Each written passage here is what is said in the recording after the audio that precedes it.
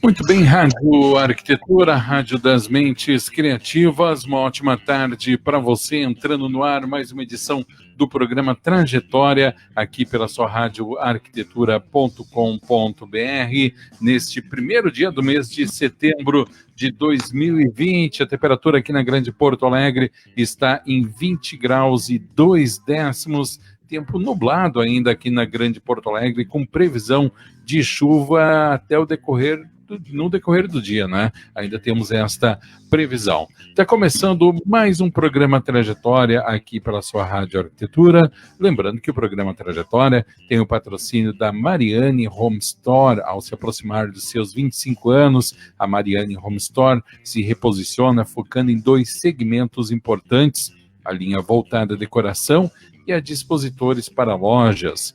Entre em contato, se você já conhece, venha encontrar novas formas de desenvolver projetos com design exclusivo. Se ainda não conhece, venha descobrir um mundo de possibilidades. Mariani Home Store, WhatsApp 5198-119-8435.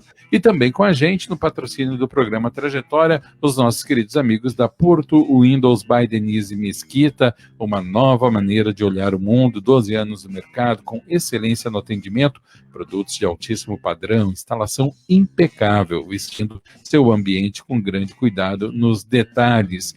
Entre em contato pelo telefone 5130287788 ou pelo WhatsApp 51992356794. Começando mais um programa Trajetória, lembrando que você pode interagir conosco através do nosso WhatsApp 51982119741 e também através do chat no Facebook, onde eu já estou ao vivo aqui para conversar com a nossa convidada desta terça-feira, que com muito carinho recebo aqui para conversar com a gente a arquiteta e urbanista Angelina Wittmann.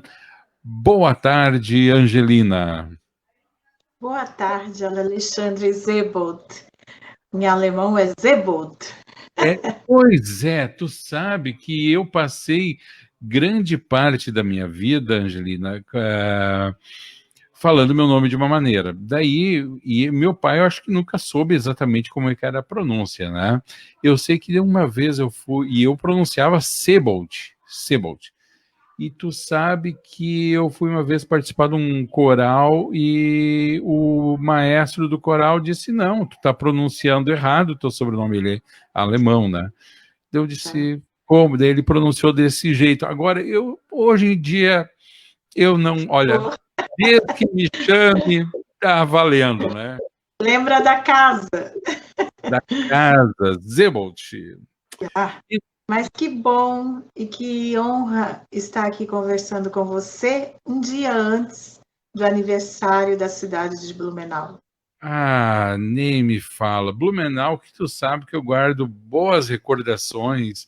Tu nem sabe, eu tenho tantas histórias de bastidores de Blumenau. Nossa, daquela transmissão. Olha, eu quero fazer uma live para conhecer essas histórias, mas foi muito lembranças boas aquela live. Um abraço para o vovô Chopin, que ele deve estar nos assistindo. Um abraço para ele, com certeza, também faz parte aí dessas lembranças. Angelina Wittmann, vamos falar um pouquinho de ti, Angelina, como é que é a tua história com o urbanismo, a história, a arquitetura, são disciplinas, são assuntos que se misturam, né? A história, não tem como desvincular história de arquitetura, né? Para sintetizar, outro dia eu entrei num debate, até numa live de urbanistas. Eu tenho uma percepção, depois de 20 e poucos anos atuando nas ambas as áreas, e a ideia que eu passo para os nossos alunos é que a arquitetura sintetiza a organização espacial em várias escalas. Você deve saber, você deve conversar com muitos arquitetos. Então, pode ser numa escala menor, a partir de um lavabo, ou da definição de uma louça, ou da organização do espaço de um lavabo, de uma casa, de um terreno da casa, do quintal, do quarteirão, da praça, da cidade e da região. Eu já dei aulas do planejamento regional. É uma organização espacial, quando não faz o projeto novo, ele readequa aquele espaço ao novo uso, sem descaracterizá-lo, sem desconfigurá-lo e adequado a essa nova sociedade do presente, considerando o seu passado, a sua história, a sua formação. Eu fiz essa organização a partir da minha experiência. Então, a arquitetura se chama arquitetura, a urbanismo. O urbanismo é a escala da cidade espacial, a organização funcional da cidade, dos caminhos, da setorização. O que é uma casa? Tem caminhos, tem corredores, tem setorização. Então, a sensibilidade do arquiteto está em respeitar essa escala. E como é que tu tem sentido hoje em dia? Depois a gente vai voltar um pouco para a tua história, não quero me desvencilhar disso daí, mas nesse momento quero te perguntar como é que tu está sentindo isso, as cidades, elas têm respeitado esse tipo de organização via de regra, Angelina? Por exemplo, o cidadão, ele se sente dentro desse, pertencente dentro desse organismo? Eu como cidadão, eu percebo que você já sabe essa resposta. É uma pergunta bem complexa, e eu percebo que no Brasil se generaliza como se isso fosse uma tendência atual. Isso depende do local. Existem cidades no próprio continente sul-americano que são melhores resolvidas quanto à escala humana, a cidade para as pessoas, do que as nossas. E, de repente, com toda essa política conturbada que nós temos no Brasil, as pessoas levam a acreditar que essa tendência do caos que nós vivemos em nossas cidades é uma realidade consequência do desenvolvimento. Coitado. O desenvolvimento representa outra coisa. E cidades que realmente estão, que podem ser chamadas de desenvolvidas, observam as questões da escala das pessoas, observam a sustentabilidade de fato como ela é.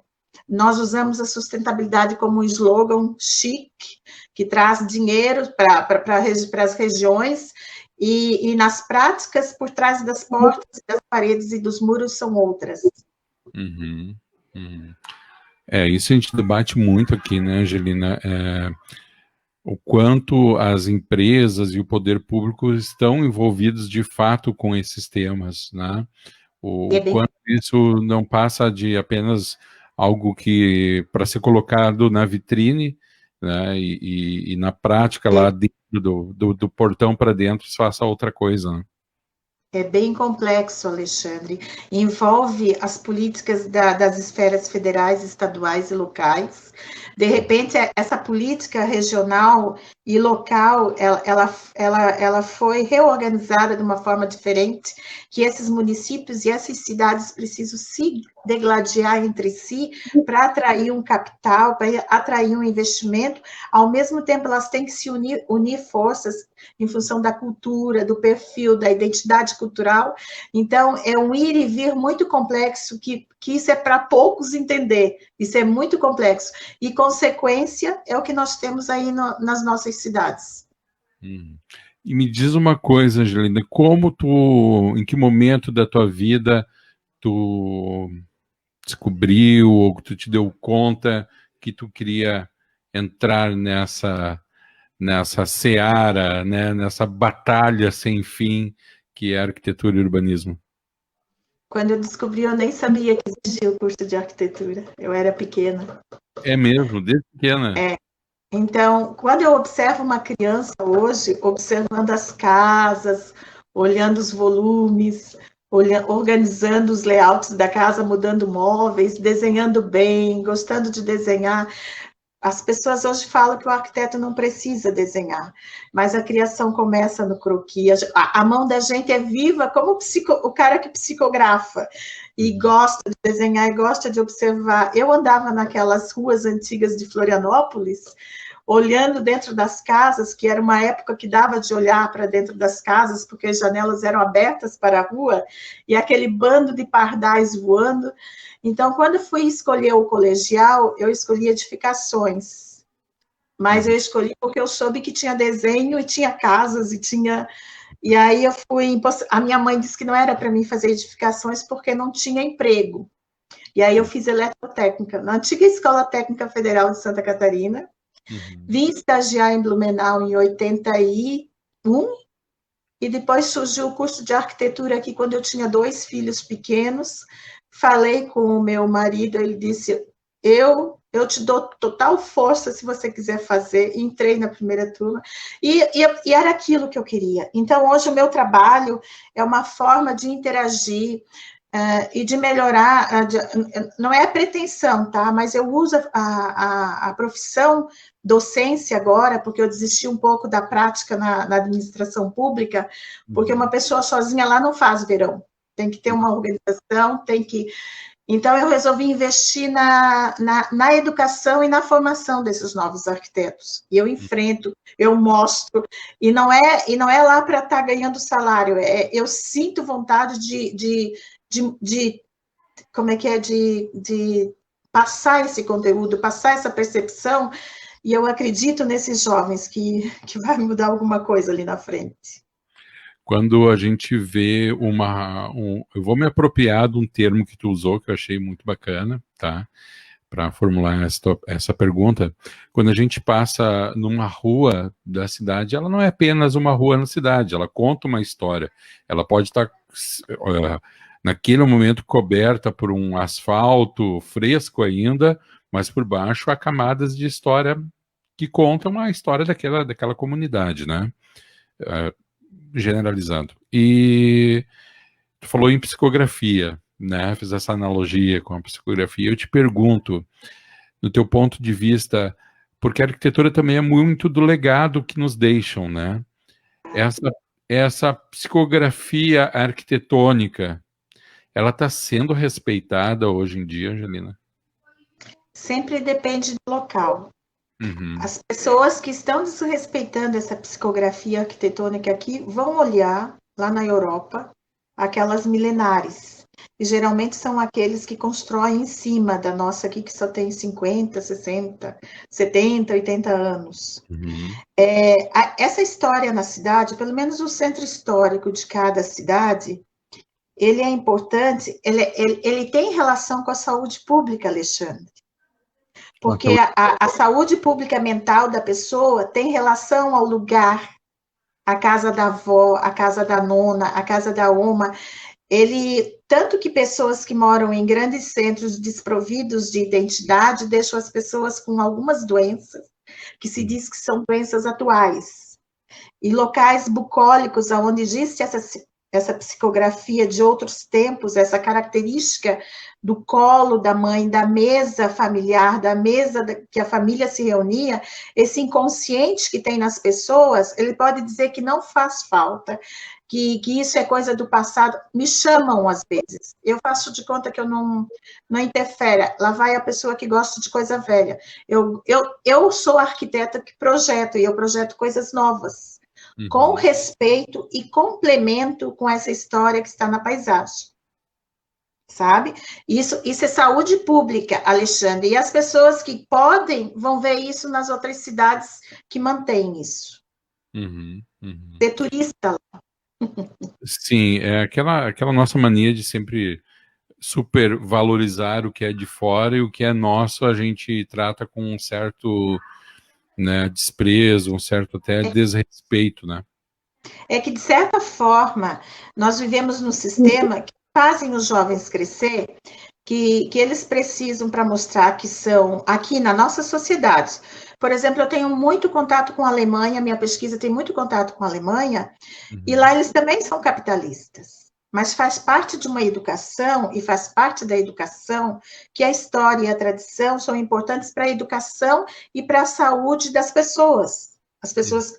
E aqui, como as pessoas elas vão crescendo e acham que crescer é somente crescer e agrupar o dinheiro e mostrar... Eles não alinham esse desenvolvimento, que é o real desenvolvimento, à manutenção dessa história, dessa educação, dessa saúde pública, da organização espacial das cidades. Eu conheço muitas pessoas muito bem intencionadas, empreendedores da construção civil.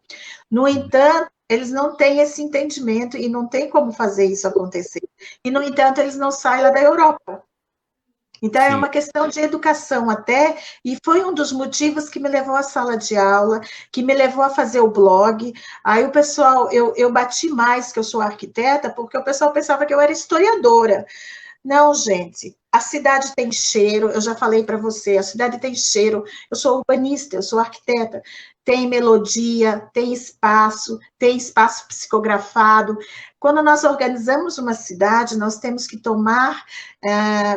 considerar todas essas questões. Se nós quisermos criar um espaço equilibrado, sustentável, harmonioso, dentro de uma continuidade histórica, e o nosso comprometimento é deixar essa cidade para a geração que vem ali. Então, eu pergunto sempre, que tipo de cidade nós estamos deixando para quem vem depois de nós? Tu é uma idealista? Como? Tu és uma idealista? O que seria uma idealista? Tu acredita na arquitetura como um ideal para que as pessoas vivam melhor e mesmo tendo essa frustração com o poder público, com os órgãos públicos, não arreda pé daquilo que tu imagina que seja correto? Eu já comentei que uma andorinha só não faz verão, né? Mas eu penso que quando a gente acredita em algo, nós não podemos desistir, porque nós somos passageiros. E muitas vezes nós podemos estar sendo observados. Também aprendi ao longo dessa história que não adianta falar muito, tem que fazer. Mais cedo ou mais tarde, alguém vai olhar. Como você olhou agora e me chamou para falar contigo. Porque a gente não tem que falar. Tem muita gente falando no Brasil. E as palavras não têm conteúdo, não têm lastro. Então, eu sei que no ano passado eu disse para minha coordenadora, um abraço, Maristela, se tu está olhando, professora Maristela, eu não posso pegar tantos orientandos porque eu vou escrever um livro. E eu não sei se ela acreditou, eu sou assim. Aí eu peguei 3 orientandos e eu fui escrever o livro. Eu fiz o livro sobre enxaimel porque eu acreditava que tem uma lacuna no assunto da pesquisa no enxaimel no Brasil, que está mal interpretada, que está mal divulgada, então eu não vou falar para eles que é assim, assim, assim. Eu vou lá e mostro o livro e estou botando o livro nas bibliotecas, que é como eu percebo que é. Então, se isso é ser idealista, eu acredito que a gente não está aqui para se aposentar e ir para a praia, olhar o sol, o pôr do sol, pode ir de vez em quando, é bom fotografar, mas a gente está aqui para contribuir e deixar alguma coisa melhor a partir da nossa profissão.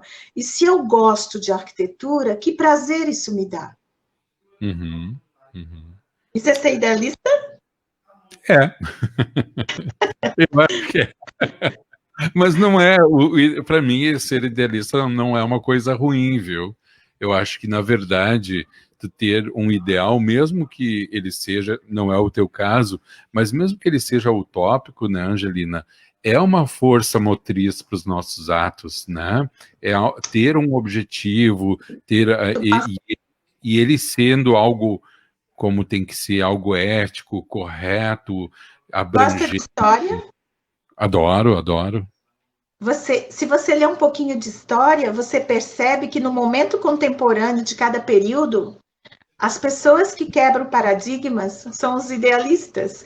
Não estou me comparando, mas eles vão na contramão, tá? Eles vão na contramão e a maioria aí precisa quebrar aqueles paradigmas, precisa mostrar que tem formas diferentes. E ali no espaço, ali na frente, no período histórico, ali na frente, aí eles vão compreender alguma coisa. Mas o idealista também, às vezes, paga um preço muito alto por isso, tu não acha? Mas se ele está na seara que lhe dá prazer, É Sim, tesão puro. tem razão, tem razão, tem razão.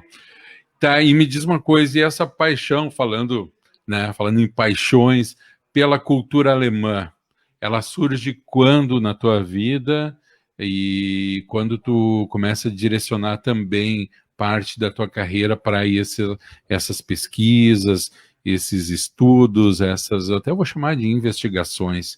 Em que momento a Angelina olha para isso e se debruça com mais atenção? Eu vim para Blumenau em 1981. Eu não Uhum, tinha noção da cultura de Blumenau. Então, a partir do momento que eu comecei a estudar arquitetura, enfocando cidade tem cheiro, tem sabor, tem musicalidade, tem. Alexandre, se eu tivesse residindo, que é o meu exemplo, em Salvador, na Bahia, a uhum, minha paixão seria a cultura africana. E eu estaria dançando capoeira. Eu penso que cada cidade tem o seu perfil. Eu estou em Blumenau. Sou feliz em Blumenau, leciono na região do Vale do Itajaí, que era a grande antiga colônia Blumenau. E aí, isso surgiu mesmo quando os nossos filhos, o Jorge e a Isabel, o Jorge é publicitário, a Isabel é arquiteta, uhum, na escola começaram a aprender a cultura da cidade, era lá no pré. E eles chamavam os pais, e eu comecei a aprender ali um pouco da história da cidade. Eu era dona de casa por opção, para não terceirizar a educação deles. Eu uhum. eduquei os nossos filhos em casa, levava para a escola, e aí, convivendo com essa, eu disse, puxa vida, isso é a cultura de vocês. Eu comentava, isso é a cultura da cidade que vocês nasceram, isso é a identidade da cidade.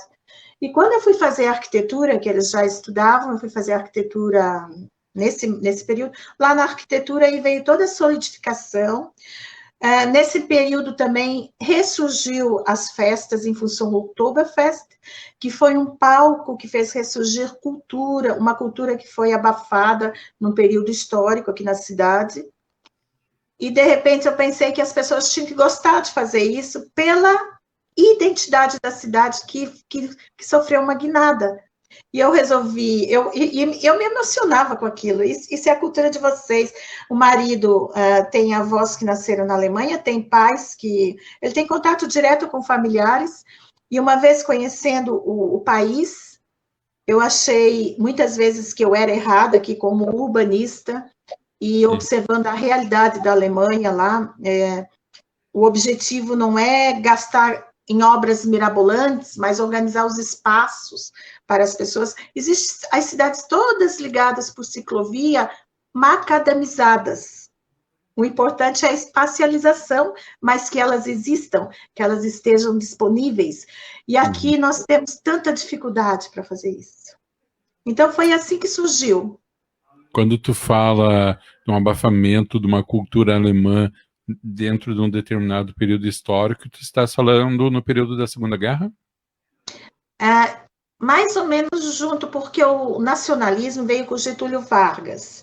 Hum. Inclusive, eu escrevi toda essa história quando eu descobri que ele criou a Companhia de Siderúrgica Nacional, ele fez algumas iniciativas históricas conflitantes, e de repente ele começou a perseguir não só alemães, italianos, mas japoneses, todos os imigrantes, que nós sabemos que o Brasil buscou os imigrantes para que trouxesse a segurança nacional, principalmente no sul, recém-liberto de Portugal, não poderiam mais confiar nessa população portuguesa, nessa migração portuguesa, e Uhum. foram os imigrantes, e aí, de repente, Getúlio Vargas proibiu a fala, que aqui na região foi um crime, porque eles não sabiam falar outra língua, e contratar imigrantes alemães nas fábricas, os imigrantes aqui, imigrantes qualquer nas fábricas, os imigrantes aqui no Vale do Itajaí industrializaram o estado de Santa Catarina, com a forma de colonização que fizeram, que era uma empresa agrícola aqui em Blumenau e na região também, em Joinville. Então, era um contrassenso, fora que levavam as pessoas presas, aí a polícia ficava escutando, tem umas coisas bem hilárias, eles ficavam escutando atrás da porta, porque eles falavam por mímica, eles não podiam falar. E aí, quando eles achavam que estavam sozinhos, tinha um cara ali fora escutando para levar preso. Então, é uma coisa assim, bem... E amordaçou e ficou quieta toda uma geração. O meu marido, ele foi voltando devagarinho, ele só falava alemão em casa. Eles tinham vergonha de falar alemão porque eles sofriam bullying na rua das cidades que eles fundaram. Sim, tu sabe que eu soube de uma história um tempo atrás que me comoveu bastante pelo contexto, de que nesse período aqui no Sul, muito tempo depois foram fazer uma restauração numa residência alemã, né? E quando quebraram as paredes, uma parte de uma parede, encontraram uma bandeira de um canto coral, que é uma tradição alemã, né? De um grupo coral colocada entre duas paredes para que não fosse queimada durante esse período. Eles queimavam os livros. Aqui eles eram enterradas no fundo do quintal, encontraram muitos desses objetos históricos de carinho. Imagina a dificuldade que eles faziam. Eles cultuavam muito o canto, o coral, a música, as bandas de sopro, os desfiles. Eles tinham toda uma cultura que, indo na Alemanha hoje, eles preservam isso ainda. Então, se perdeu muito da identidade cultural, e esse blog surgiu. Eu sou contra uma cidade que perdeu totalmente e tenta resgatar hoje só pelo cunho comercial. Uhum. Então, o blog surgiu para dar espaço para aqueles que ficam o ano inteiro praticando isso. Não para atrair turista somente. Entendi. E existe muito disso, Angelina. Existem cidades que se baseiam num contexto histórico, cultural, para vender um turismo sem viver de fato aquela realidade histórica e cultural. Existe.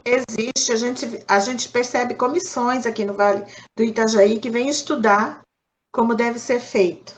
Aí eu sou curiosa, aí eu vou pesquisar e percebo que não tem nada a ver com o contexto real. Porque assim, os imigrantes que vieram para a região do Vale do Itajaí, eles tiveram que construir do zero. E muitos outros grupos imigrantes, eles eram assentados junto a uma cidade portuguesa existente já. E a antropologia explica que esse contato cultural modifica, e com o tempo o mais forte domina e descultua completamente. Então, tem muitos locais que se basearam, por exemplo, aqui, quando se resgata, no interior ainda tem lugares que só falam alemão dentro das casas. Uhum. Então, quando eles vêm para cá, eles vêm estudar como fazer a festa que vai dar dinheiro, eles têm que recriar tudo esse cenário lá no seu local. Uhum. E não tem mais nada, não tem. E eu, como arquiteta e como urbanista, eu digo que aquela cidade tem outro cheiro, tem outro sabor, tem outro espaço psicografado, que já é uma mistura, que já é resultado. Então, é uma farsa para ganhar dinheiro. Aí eu não concordo. Uhum. Vamos fazer um intervalinho, agora são 14 horas e 33 minutos, a gente faz um intervalo para voltar daqui a 2 minutinhos, Angelina, com o nosso segundo bloco aqui, com a participação da arquiteta e urbanista Angelina Wittmann. Você está acompanhando aqui pela radioarquitetura.com.br, através do aplicativo Radiosnet e também através do nosso site. Eu vou colocar aqui a Angelina um pouquinho no mudo. Eu também vou ficar um pouquinho no mudo. Quem está aqui no Facebook nos acompanhando vai ouvir aqui a nossa propaganda. São 2 minutinhos de propaganda, bem rapidinho. E na sequência estamos de volta com o segundo bloco do programa Trajetória.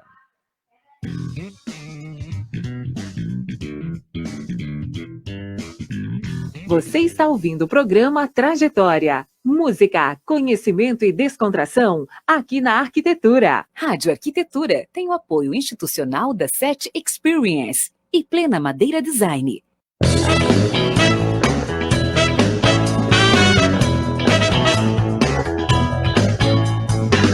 A SET é inquieta e está em constante evolução. A empresa possibilita conexões entre pessoas e negócios inspiradores. Por isso dizemos que nós fazemos a ponte. A gente faz a ligação entre você e as tecnologias inovadoras em áudio, vídeo e automação. Além disso, abrimos o nosso espaço para a realização de eventos corporativos e acolhemos projetos colaborativos. A SET fica em Novo Hamburgo, na 25 de julho, 1290. Venha tomar um café e trocar experiências com o Tarek, a Ana e toda a equipe. Telefone 51-3600-0077.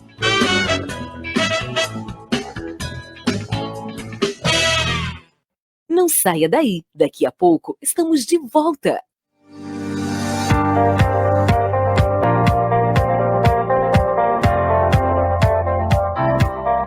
A Plena Madeira Design oferece as melhores soluções em madeiras nobres, desenvolvendo projetos de decoração e design como decks, pergolados, brisas e assoalhos, além de ser reconhecida por oferecer beleza e acabamento único em produtos deste segmento. A Plena se tornou especialista em projetos desafiadores que primam pela inovação, design e elegância. Traga seu projeto que a Plena Madeira Design executa. Fone 5135-4213-84. plenamadeira.com.br. O programa Trajetória é um oferecimento de Mariane Metais e Porto Windows. Mariane Metais, agora é Mariane Home Store. Ao se aproximar dos seus 25 anos, a empresa se reposiciona focando em 2 segmentos importantes: a linha voltada à decoração e a de expositores para lojas com uma nova assinatura, refletindo o momento atual e os planos futuros. Porém, preocupação com a beleza, eficiência, praticidade e conforto para os clientes segue a mesma. Se você já nos conhece, vem encontrar novas formas de desenvolver projetos com design exclusivo. Se ainda não conhece, venha descobrir um mundo de possibilidades. Mariane Home Store, WhatsApp 5198 119 8435.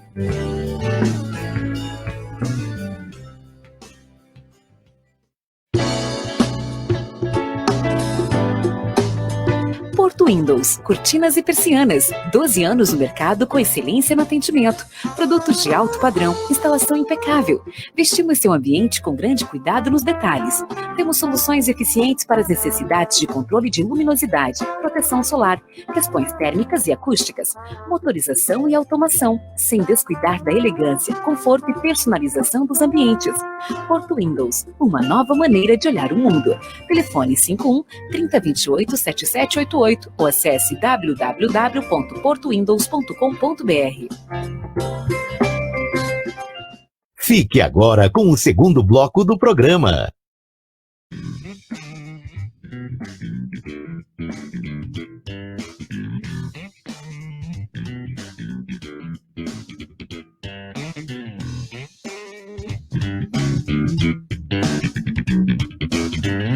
Muito bem, Rádio Arquitetura, Rádio das Mentes Criativas, agora 14 horas e 37 minutos. Você está acompanhando aqui pela sua radioarquitetura.com.br, mais uma edição do programa Trajetória.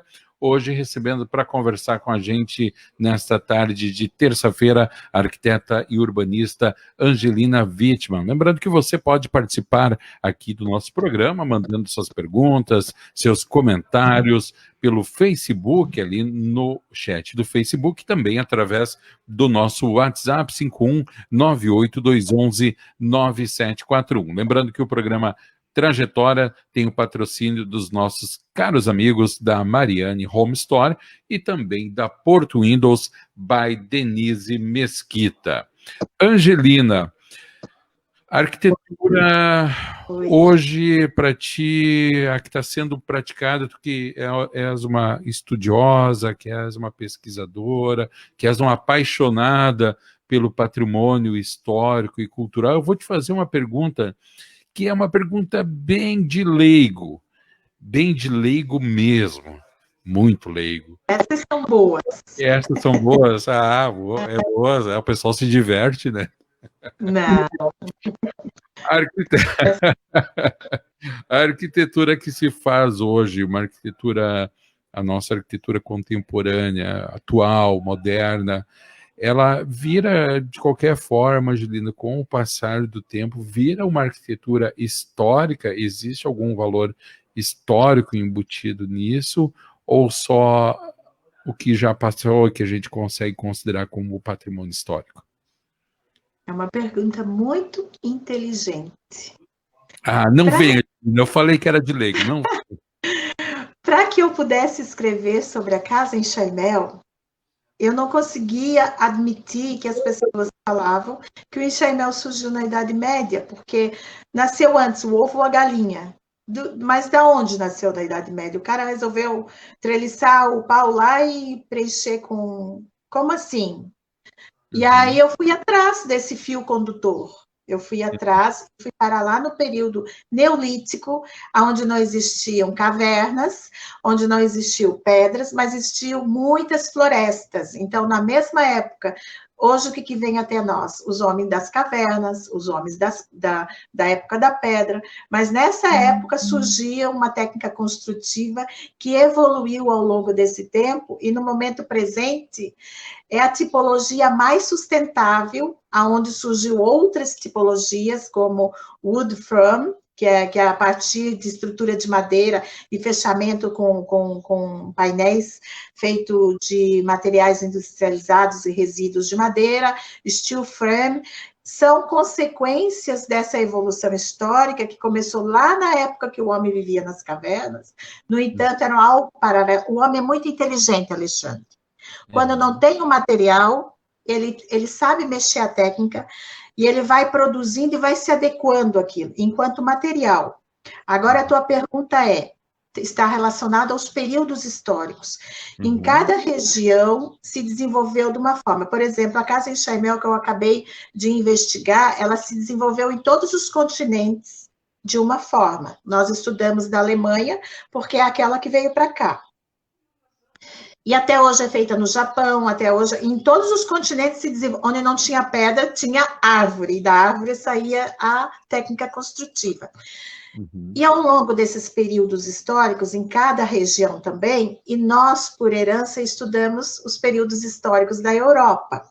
Então, analisando os períodos históricos, nós percebemos que na senoide, eu vou desenhar aqui, ó, na senoide, uma hora está lá em cima, que é o emocional, ou racional, e uma hora está lá embaixo, que é o racional. E esses períodos vão se alternando.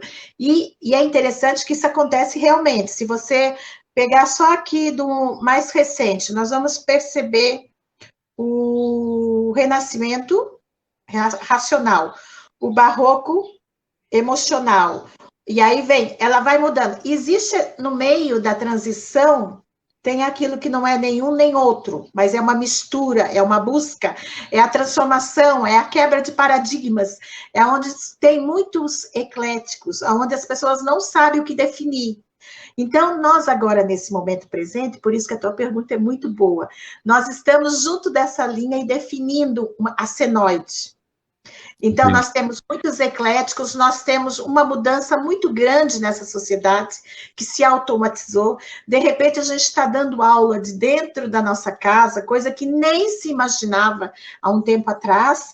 Então, os espaços, eles estão sendo adequados a outra sociedade, está se fazendo, inclusive a arquitetura sustentável. O que é a arquitetura sustentável?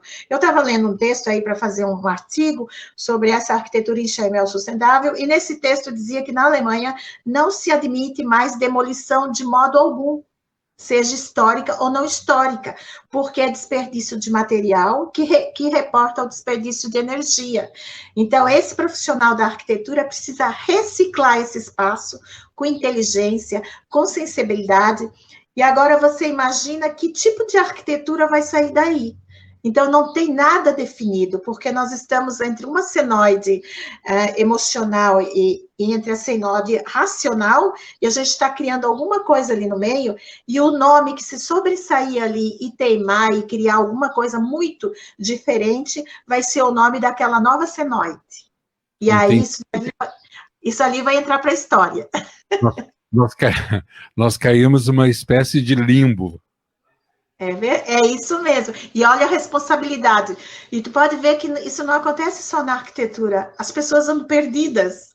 Elas não sabem se vão para lá, se vão para cá. As pessoas estão desorientadas, porque nós não temos nada definido, como se nós estivéssemos num grande faxinão, poeira levantada, tapetes da janela, reorganizando um monte de questões, muitas questões, e definindo uma arquitetura também.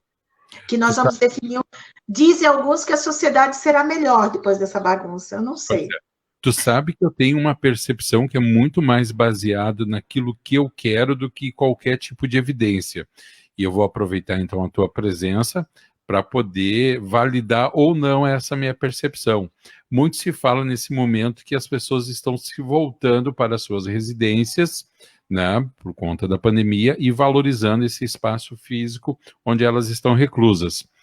Eu vou um pouco na contramão disso, Angelina. Eu penso que a partir do momento que as pessoas forem liberadas aos poucos, muito provavelmente para voltarem às ruas, sentirão uma sede de estar no espaço público, em praças, parques, e que isso, de alguma forma, possa surtir uma valorização desse espaço, e a valorização desse espaço, uma consciência coletiva de cuidado com esse espaço e até de cobrança do poder público para que tenha mais espaços e que sejam mais qualificados. Faz sentido esse meu raciocínio? De certa forma, faz. Novamente, eu vou falar que isso depende do local. Quando eu estava de máscara numa visita em loco nessa semana passada, a gente mantém muito intercâmbio com a Alemanha, em função das atividades culturais. E uma pessoa de lá, que já virou amigo, em tom de gozação, você está de máscara na rua? Estou, eu e todo mundo. KKKKKK. Porque na Alemanha, na rua, não precisa usar máscara. Então, depende dessas políticas que a gente não sabe o que tem por trás, a gente não sabe a ideologia, de repente tem um terrorismo em função disso, mas a tua percepção de espaço é muito interessante. Por quê? Porque hoje em dia, um tempo passado, as pessoas vinham para casa descansar e fazer as vontades dos filhos, que ficavam nas creches, a pessoa ficava no trabalho. E agora nós vemos pais, mães, com as crianças em casa e tiveram que reaprender o que os nossos avós, eu mesmo fiz, eu fiquei em casa com os filhos, não é difícil a convivência, e aí os pais encontravam dificuldade nessa nova relação, lar, família, casa. Me falaram também que muitos casais estavam em crise por conta, porque é uma nova realidade, e pode ser que depois que liberar isso tudo, a percepção do espaço público será outro, de fato. Mas eu queria comentar uma coisa, Alexandre. Pesquisando essa casa em Chaimel, como eu já falei normalmente, indo lá, naquele local onde surgiu essa casa neolítica, as pessoas conviviam o meio ambiente, conviviam a natureza, eles se tornaram os agricultores. E eu acho muito interessante que o perfil do alemão médio, das cidades alemãs, ali onde surgiu esse Chaimel, eles têm característica desse povo neolítico, porque um é filho do outro. Então, são povos, 80% daquelas cidades são como Pomerode, são cidades médias e pequenas, eles não permitem o adensamento. E eles se conhecem, fazem o trabalho agrícola em predominância, só que com a tecnologia, a Bavária é totalmente agrícola quase. Mas só que é o estado mais rico da Alemanha, porque eles têm a tecnologia, mas o perfil dessa pessoa é o espaço público. Eles vivem de bicicleta, eles sobem e descem morros, e talvez por isso eles não aceitaram essa máscara. Inclusive, em locais que estão exigindo a máscara, as pessoas estão se manifestando contrário e estão indo para a rua. Eles vivem o espaço natural, porque eles vêm dessa herança agrícola e eles convivem isso lá hoje. E tu vai aqui em São Paulo, numa metrópole, tem pessoas que não sabem de onde vem o leite. Eles acham que o leite é fabricado, eles não conhecem uma vaca, porque eles não saem do apartamento. Sim. E eu estou falando sério, são realidades espaciais, urbanas e culturas diferentes. Mas Tu falou no primeiro bloco, me chamou a atenção, voltando algumas casinhas para trás, a respeito dessa o que aconteceu com a cultura alemã, né? De eles terem esse abafamento a ponto de o próprio alemão, eu talvez esteja errado na minha colocação, mas tu vai entender o que eu quero dizer, sentir vergonha de ser alemão ou sofrer bullying. Isso perdura até hoje, Angelina? Isso aconteceu. Isso aconteceu. A geração do meu marido, ele fala um pouquinho, eles tinham vergonha. Eu conversei com os senhores porque eu gostava muito de entrevistar as pessoas mais antigas para mim fazer um texto histórico de alguma pesquisa. E eu conversei com um antigo ferroviário, que ele contou quantas vezes ele foi numa escola fazer o exame de admissão para ser escriturário, para continuar os estudos. E lá tinha os representantes do governo, e eles olhavam e chamavam ele de tudo que é coisa, uma criança, tá? Chamava ele de tudo que é coisa, riscavam a folha branca, e você não vai passar, esquece, você vai... E ele caminhava um pedaço para chegar lá. Ele foi 3 anos seguidos. Aí um dia o pai dele disse assim, não, você vem trabalhar comigo lá na ferrovia e tal. Então, essa geração... E ele me contou isso chorando, é por isso que eu lembrei. Ele me contou isso chorando e eu fiquei... Mas, então, marcou uma geração, eles tinham vergonha, eles sofriam bullying, e é por isso, Alexandre, que eu destaco tanto determinados grupos no Oktoberfest. Porque o Oktoberfest despertou isso nessas pessoas. O meu marido canta num coro alemão que faz a apresentação no Oktober. Eles têm alegria porque eles resgataram aquilo. E a Oktober permite isso. Os grupos folclóricos retornaram. E se não fosse isso, e eles continuam o ano inteiro essa prática, não é só em outubro. É uma coisa que foi tirada do baú, que foi tirada, desenterrada da terra, que foi tirada de dentro da parede. Inclusive, o grupo folclórico que o Roberto participa, eles acreditavam que ele tinha 60 anos. Aí eu fui pesquisar e foi encontrada a bandeira que tinha mais de 100 anos, que era do mesmo grupo folclórico. Uhum. E foi um professor, que era tradutor, que era cantor, que era tal. Lá em 1909, ele fundou o grupo folclórico Liederkranz numa cafeteria. Aí mudou toda a história do grupo. É porque teve aquele hífen do período de calar. E aí até histórias se romperam. E a gente sabe que reatar com isso não é também um processo muito fácil, né? Quando há um rompimento tão abrupto assim. Deixa eu te perguntar também, Angelina, no teu ponto de vista, eu sei que tu sempre tende a conceitualizar em relação ao espaço geográfico, mas de uma maneira geral, tirando a pandemia de lado, vamos desconsiderar a pandemia, as cidades, elas estão de uma certa forma doentes, Angelina? É porque as cidades têm um ritmo de adequação como o corpo humano tem. Uhum. O corpo humano adoece, se acontece alguma coisa diferente no espaço, numa alimentação, ou mudança de ritmo, de hábitos, né? O corpo adoece. Uhum. E ele tem um ritmo de retorno, de voltar, ou a pessoa descansa, ou volta ao local. Então, os ritmos está havendo retorno. Os ritmos estão descompassados, justamente porque nós vivemos um período de aceleração de tudo, principalmente da tecnologia. Uhum. E tem que ter muita base estrutural, tem que ter muita estrutura para se conseguir acompanhar essas mudanças. Um exemplo, para você compreender. Chegou um monte de imigrantes na Europa. Invadiram a Alemanha lá. Eu não sei o nome dos imigrantes agora, mas é muita gente. Aí você faz um comparativo com uma casa. Você tem uma casa que tem 2 filhos, um pai e uma mãe, e vem assim 30 pessoas para dentro dessa casa. Se fosse no ritmo normal, essas pessoas da casa teriam que ser avisadas, eles iriam reorganizar, pelo menos ter cadeiras a mais, 20 cadeiras, eles iriam ter locais para esse pessoal dormir, eles têm que se reorganizar.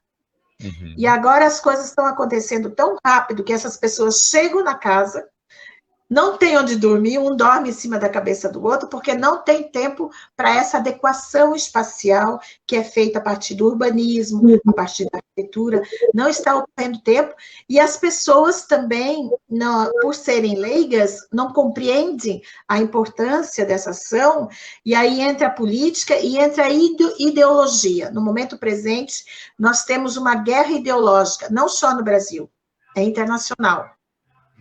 Então, tudo vira narrativa para ser usado dentro dessa guerra de um grupo contra o outro. E aí o politicamente correto também entra. Você tem que atender as pessoas porque você não é filho de Deus, porque você é mau. Não, aquelas pessoas se organizaram milênios, desde o Neolítico que eu estudei.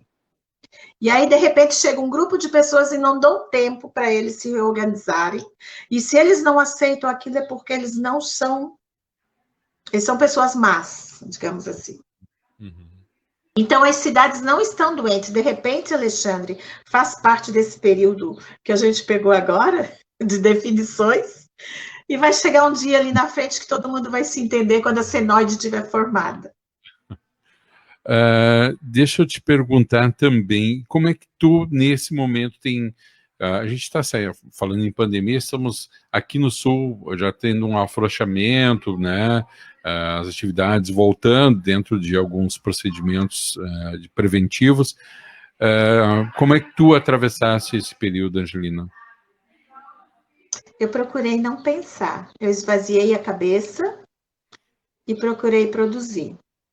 Uhum. Procurei não pensar. Eu não vejo minha mãe desde março. Então, se você pensa, você entra na onda, naquela onda, né? É uma onda que tem, assim, que leva as pessoas. As pessoas andam muito tristes. Às vezes dá alguns momentos, mas eu cuido das flores, do jardim e trabalho. Uhum. Trabalho muito. Mente ocupada. Sim, sim. E a arquitetura, Alexandre? Fale. Eu adoro falar de casa. Sim, eu adoro falar de Blumenau. A gente está indo para o final do programa daqui a pouquinho. E eu queria que, eu não posso esquecer que te pedir que mande um abraço a todos em Blumenau. É uma cidade que eu tenho um carinho muito grande. Meu pai é de Braço do Norte, né? Oh. Aí, sim, e sabe que eu tenho meus irmãos mais velhos que eles estão tentando montar a árvore genealógica da família, e não é um processo fácil também, né? Não é um processo fácil, principalmente porque hoje, né, Angelina, nós temos a tecnologia a nosso favor no registro das informações, na quantidade de informações, mas a gente viveu uma época que essas informações eram só de boca a boca, né? Eram falhas, né, o registro. Mas lá na Alemanha, eles são muito organizados. Muitos dos genealogistas que não encontram o material aqui, eles encontram lá. Inclusive, livros da região, Alexandre, você encontrava mais lá na Alemanha, em alemão, nesse período do que aqui. Então, lá eles têm museus com as pessoas que migraram, que partiram e tal. Muitas pessoas daqui vão pesquisar na Alemanha. Eu acho que eles fizeram uma pesquisa lá também. Deixa eu colocar aqui, ó, a nossa querida Jéssica Neves. Ouvir a Angelina é sempre muito bom, sempre um aprendizado. O programa está excelente.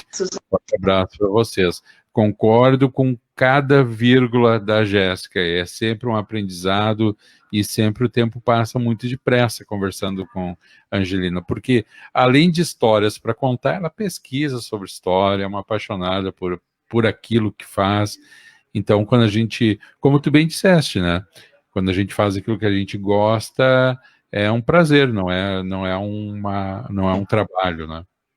Eu queria ter mais tempo.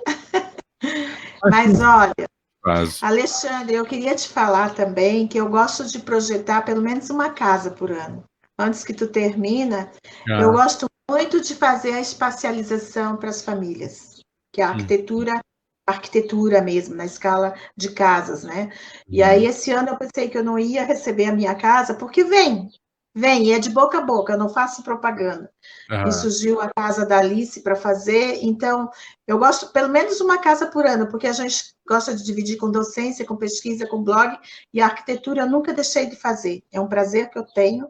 Gosto muito das cores, eu penso que as cores na arquitetura, elas comunicam, elas preenchem, elas tocam o homem que vive ali. Sou contra o branco, sou contra o clean. Eu acho que a ausência de conhecimento e de sensibilidade, sou contra a tendência. Quando existe tendência, nós somos vendedores de fábricas. Nós temos que olhar a pessoa e sentir o espaço que essa pessoa tem, a expectativa que essa pessoa tem. Eu observo, eu vou na casa das pessoas e observo os detalhes, eu observo como ela vive, o que ela valoriza, e aquilo vai ser valorizado dentro desse projeto. Eu tinha que falar um pouquinho, porque eu gosto muito de arquitetura. Mas capaz, a gente vai continuar nesse assunto, espera aí, não vamos terminar logo. Deixa eu te perguntar o seguinte, a arquitetura, principalmente a residencial, né, Angelina, ela pode ser determinante para a mudança da qualidade de vida de uma família? Com certeza, porque partindo do pressuposto que o espaço está relacionado à saúde pública, qualquer tipo de espaço em qualquer escala. E a casa, isso tem uma filosofia oriental que você deve conhecer, o Feng Shui. Então, quando a gente tem a sensibilidade, a gente não precisa examinar o baguá. Você organiza aquilo ali, porque um ambiente pode brigar com o outro. Você tem que ter uma organização. E se você cria um ambiente e coloca o baguá, está equilibrado, todos os espaços te convidam a entrar nele, você joga o baguá, que é uma filosofia oriental, que tem um mapeamento, e você percebe que tem sentido aquele espaço, sem ter feito antes. Então, quando o espaço é mal organizado, é mal elaborado, onde a pessoa pode usar o espaço para vender produtos caros e, de repente, ganhar... Uma vez eu fui chamada para resolver um espaço que eu entrei lá dentro, eu disse, meu Deus, era abarrotado de produtos caros. E não cabia pessoa lá dentro. Então, a gente faz mal a pessoa fica triste, a pessoa fica deprimida, a pessoa não consegue trabalhar ali, não consegue dormir, mais ou menos na linha do Feng Shui, tá? Eles falam Feng Shui, eu falo Feng Shui, porque é a busca do equilíbrio, o equilíbrio vital. Então, interfere sim, tem relação com a saúde. E qual é a melhor... E não tem tendência, tá? Tá bom. E não tem tendência. E qual é a melhor frase de se escutar num projeto residencial? Eu já escutei. Já me disseram duas muito, né, antagônicas, né? Uma disseram assim, que a melhor frase de se escutar, né, numa realização de uma obra, principalmente residencial, uma delas é: nossa, tu adivinhou exatamente o que eu queria, teu trabalho está maravilhoso, estou me sentindo em casa. E outra que eu escutei é uma frase que diz o seguinte: pode gastar que não temos limite de gasto. Qual delas é a melhor? A primeira. Eu acho muito interessante que a gente pode fazer um espaço lindo, belíssimo, gastando quase nada. O grande desafio do arquiteto é pouco dinheiro e pouco espaço.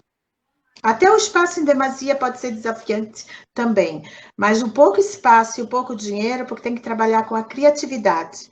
A frase que eu escutei foi quando uma residência foi entregue no aniversário do seu proprietário, e ele chorando, ele fez um discurso, e aí ele olhou para mim e disse assim: essa é a casa dos meus sonhos. Adivinha se eu não chorei junto? Então é uma leitura que a gente tem que fazer dessa alma, dessas pessoas, e tem que converter ao espaço. O espaço tem que ser para ele, e não o espaço da revista, que está lá na revista, estampada na capa. Sim. Angelina, estamos indo para o final do programa, passou rápido demais. Eu tenho que dizer que é sempre uma alegria poder te reencontrar, mesmo que seja assim, dessa maneira, à distância, porque, como diz a nossa querida Jéssica, é sempre um aprendizado, mas não é aquele aprendizado maçante, é sempre divertido conversar contigo, é sempre...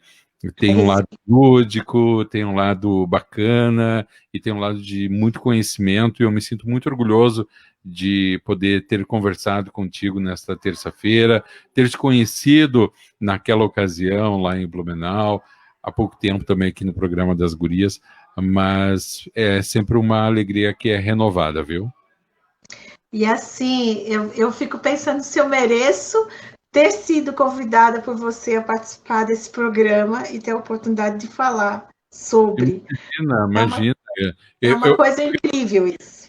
Eu vou te dizer que tu nem pode ficar pensando se merece ou não, porque eu estou a ponto de te fazer um convite para participar mais adiante novamente. Então, nem considera a hipótese de não participar ou de duvidar de que vai participar, porque vai participar com certeza, tá bom?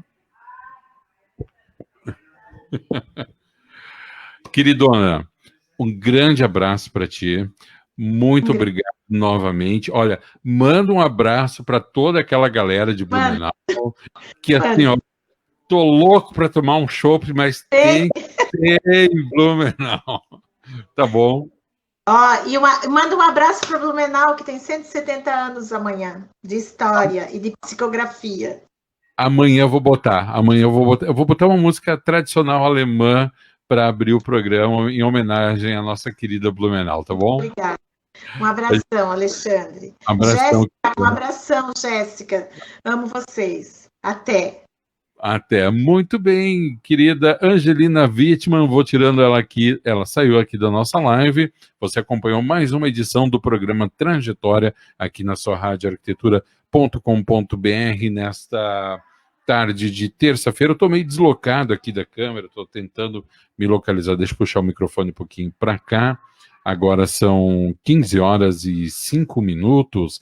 Vamos encerrando aqui essa transmissão no Facebook. Lembrando que você pode seguir a Rádio Arquitetura através no Instagram, pelo @Arquitetura Rádio.